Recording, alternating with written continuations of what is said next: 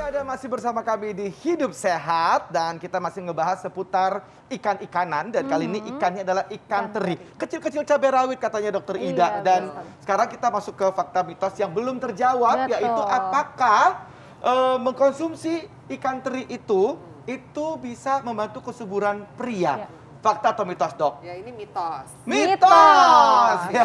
Kenapa mungkin juga ini beredar, beredar karena ini mirip-mirip, Dok. Mirip-mirip apa? Banyak. Banyak Iya, betul. Iya. Apakah itu bernama kesuburan atau iya, tidak betul. ya? Ternyata itu mitos ya. Mitos. Bisa mitos, Dok? Ya, gini. Ikan teri ini kalau kita bicara mengenai kesuburan, artinya di sana biasanya ada unsur-unsur yang fitohormonal ya.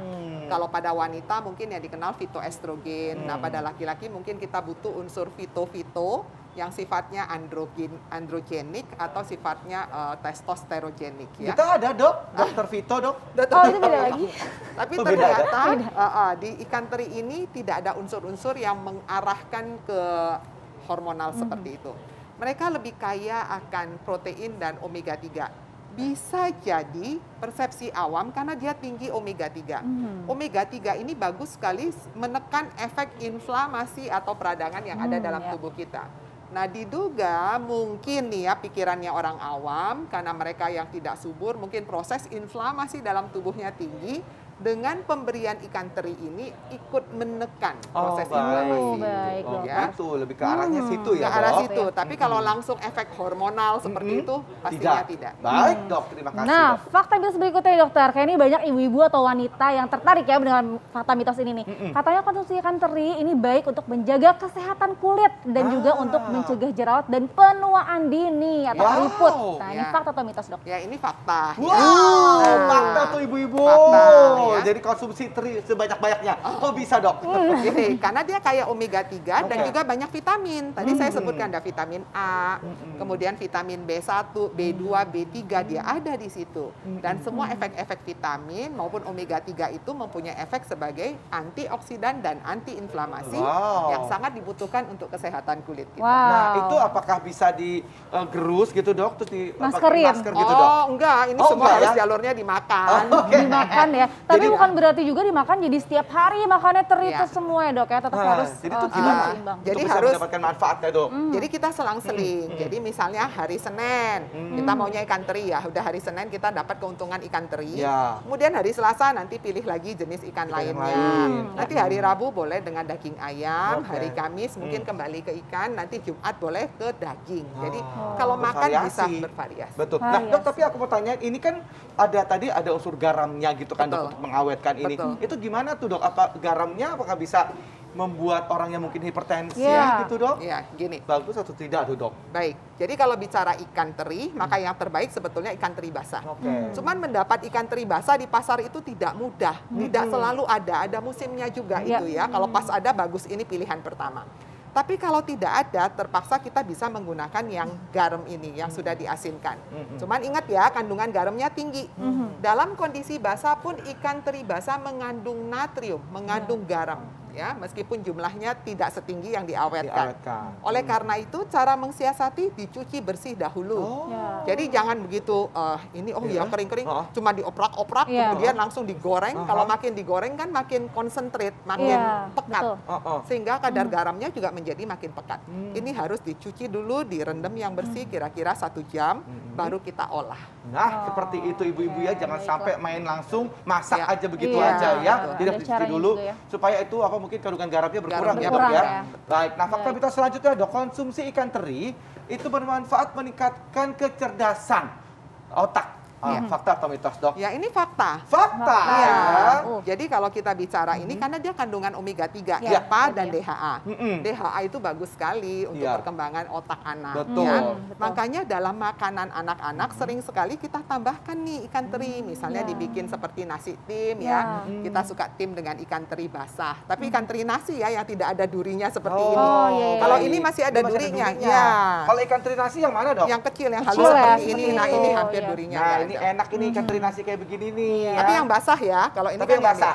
Ya, kalau ini kan soalnya sudah yang diasinkan diasinkan gitu ya. Nah, ini dapat omega 3-nya segini udah ada omega 3 manfaatnya? Sudah ada. Sudah ada Sudah segini ada. aja. Sudah ada, meskipun jumlahnya hanya 0, sekian miligram Oh. ya. Oke. Tapi untuk dapat manfaatnya DHA-nya biar bagus berapa banyak tadi? 1 sendok makan. 1 sendok Satu sendok makan makan itu ya. cukup ya, Dok, ya. Oke.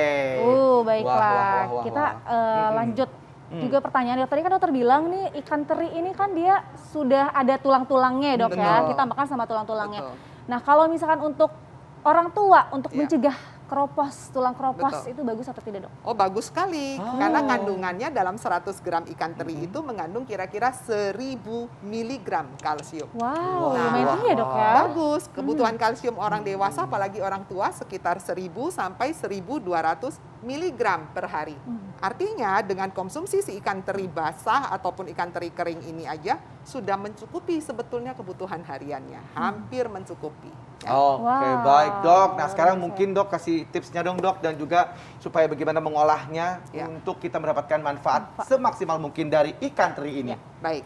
Jadi kalau bicara ikan teri ini adalah ikannya orang Indonesia. Jadi nggak usah jauh-jauh mencari ikan yang dari luar dengan harga yang luar biasa melangit ya. Betul. Nah, cukup menggunakan ini. Pertanyaannya bagaimana cara mengolahnya. Mm-mm. Nah, yang terbaik adalah pilih ikan teri basah. Ikan teri basah. Ikan ya. teri basah hati-hati kalau ukurannya makin besar seperti ini artinya dalamnya ada komponen tulang. Ya. Jadi perhatikan baik-baik pada anak-anak. Nah, kalau pada orang dewasa dengan digoreng atau diolah seperti itu, tapi jangan terlalu lama atau dengan cara di oven atau dipanaskan, otomatis tulang-tulang halus seperti ini ikut menjadi tulang lunak atau rapuh. ya. Tahu ya ada ikan yang tulang lunak. Iya. Nah, ini bisa dikonsumsi ya. Ya. Nah, yang kedua, kalau ingin menggunakan bentuk yang diawetkan atau ikan teri asin, ingat cara mengolahnya. Jangan langsung dipakai karena kandungan garamnya cukup tinggi. Jadi dicuci dulu. Nah, cucinya berapa lama? Tergantung kita ingin mendapatkan garam yang masih berasa atau garam yang betul-betul sudah minimalis. Kalau ingin mendapat garam yang minimalis, maka direndam kira-kira 1 jam. Ya, habis itu dicuci kembali baru boleh diolah. Oh, luar biasa dokter. Nah dok, sebagai perwakilan dari ibu-ibu ya dok yang Ya. suka masak juga di dapur, nah ini agak bingung dok sebetulnya memilih ikan teri yang fresh nih. Gimana sih cara pilih yang fresh, yang bagus tuh dilihat dari apanya tuh dok? Nah, ikan teri yang fresh berarti yang basah Yang ya. basah. Nah, Kalau ikan teri yang mungkin diasinkan tapi bagus Dok. Ya, kita pilih warnanya nih biasanya. Oh. Kan kadang-kadang kita suka lihat di pasar nih, warnanya putih sekali. Ya. Nah, jangan yang menggunakan yang putih seperti itu.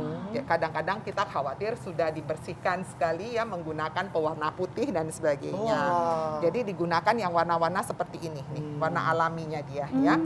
Ini kalau yang sudah diawetkan. Nah, kalau yang segar, lihat tuh di pasar itu sering sekali ikan teri basah yang teri nasi yang kecil-kecil itu kadang-kadang bentuknya itu masih kelihatan, masih gitu kelihatan ya, selembar-selembar seperti ini, masih iya, utuh seperti utuh ini. ya. Iya, dan pilih yang bentuknya masih kelihatan. Masih utuh, oke. Kadang-kadang ada yang bentuknya sudah seperti bubur, sudah Iya, tercampur betul, halus. betul. Nah, itu yang kurang segar. Oh, kurang malah segar. Kalau misalnya udah kayak bubur seperti Ya, yang itu sudah ya. ngegumpal, Iya, ngegumpal begitu itu ya. biasanya sudah kurang segar. Yang terbaik adalah yang bentuknya masih utuh nih, yang kelihatan ikannya masih satu-satu ya. Baik. Itu yang terbaik kita pilih. Baik, Baik, Dok. dokter. Terima kasih Terima kasih banyak. banyak, Informasinya dokter. luar biasa sekali. Aduh, habis makan seperti ini enak banget nih ya. Apalagi sebelum makan nih kita mandi dulu ya Iya kan? dong, mandi kan bikin segar ya Kak Bekti, apalagi Bener. ini mandinya pakai air dingin, atau air panas ya? Nah, Kak kalau Bekti aku tuh pakai air panas kan di rumah tuh ada pakai air panas kan.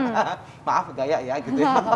Kalau dokter sendiri pakai air panas atau air dingin mandinya? Aku karena di Bandung dingin ya, jadi agak pakai air anget. Kalau Oh, di Gerah gitu. pakai air dingin lah ya. Nah Oke. kita akan membahas nih Kak Bekti dan pemirsa, lebih sehat mana nih pakai air dingin atau mandi air panas sesaat lagi. Jangan kemana-mana, tetap di Hidup sehat.